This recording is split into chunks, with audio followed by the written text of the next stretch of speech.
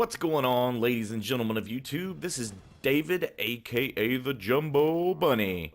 And I've got some skirmish gameplay for you today. And now I'm not sure how many of you have been doing the grand tour of all the other multiplayer map types and game types in Destiny, but I've just really been trying to dabble around and figure out exactly where my sweet spot is as far as multiplayer is concerned.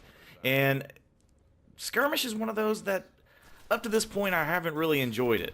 I play a lot of solo just because I get on at different times of night. I'm not always able just to hop on and play all evening, and so a lot of times I get on later in the night and I don't always have other guys playing with me. And it can get pretty frustrating because skirmish is a game type that you really requires you to work with your team. It's just 3-on-3. What makes it a little different from the 6v6 is that you can actually revive your partners. And here you can actually see one of my partners come up. I got taken out, and he comes up, revives me, and we keep on moving. So it really behooves you to stay with your guys. You can see this is a real intense exchange right here, and the revive mechanic actually is what makes it so intense.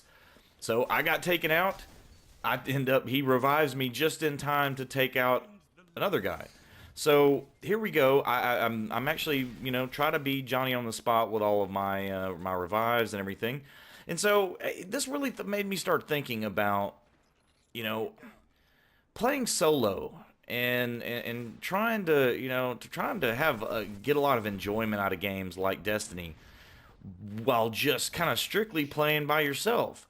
Because I found that if you were to take these games, at face value and you were to look at them, it is really truly a completely different product when you play with friends as opposed to playing by yourself.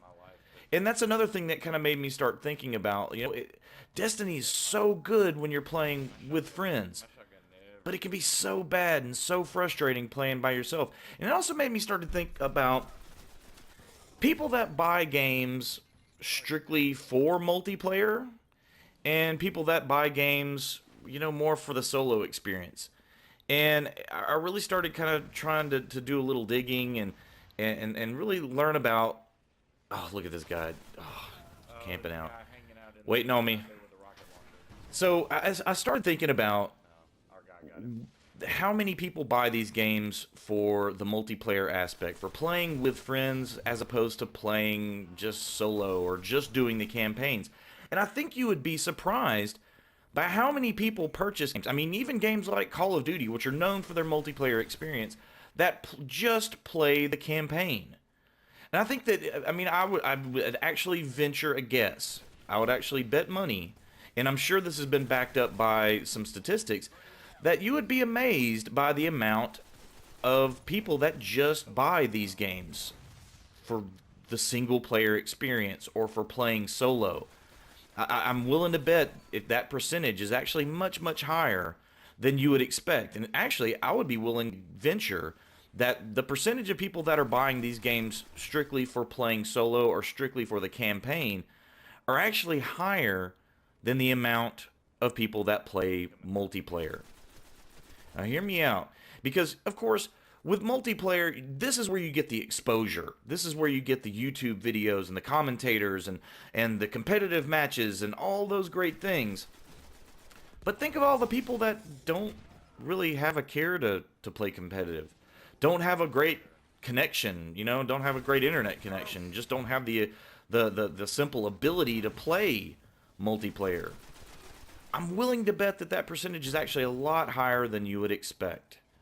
And this is where I always come to a little bit of a catch when I start thinking about games, because I've often made the stance of, well, a lot of these games like Call of Duty, they're not going to have a campaign anymore. But you honestly, if you've been paying attention, you see games that used to be strictly multiplayer actually start to include campaigns. Battlefield comes to mind. Battlefield was known as a strict multiplayer only type of game, but yet now you see things like Battlefield 4, and of course their multiplayer was met with some mixed reviews, to say the least. They're still including it.